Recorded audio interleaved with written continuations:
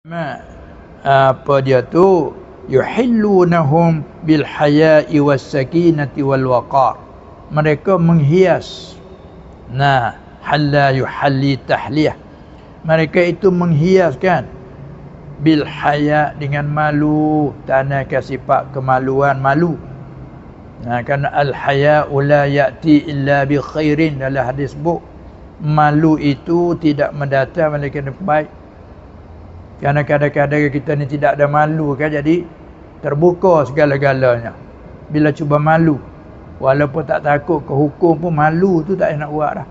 Oi, malu. Kan? Jadi malu ni satu sifat terpuji. Sebab tu diri Nabi sendiri sallallahu alaihi wasallam, walaupun dia lelaki yang hebat, tapi dia sifat dia syadidul haya. Dia sangat malu. Jadi daripada perkara yang tak sebenar. Kalau perkara hak sebenar, tidak disuruh malu. Innallaha la yastahyi minal haq. Allah tidak suruh malu daripada hak sebenar. Tapi kalau hak tak sebenar, dia sangat malu. Arti sifat malu ni satu sifat yang terpuji.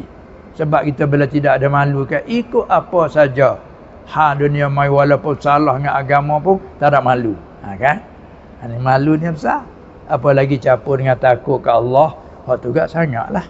Kalau kata ada malu saja pun, mudah-mudahan malu ni boleh mengkawakan. Seperti kita contohlah, kita sebagai orang yang lebay masalah. Kita orang lebay.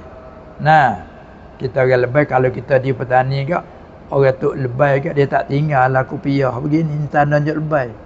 Tapi kalau dia nak pergi pergi ke mana, dia buat ni, oi satu malu dan jatuh muruah dia panggil.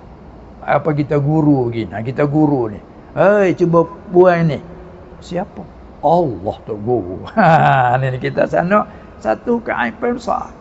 Sebab tu tak boleh nak pergi dengan tidak ada malu. Ni kata malu ni satu sifat yang terbaik.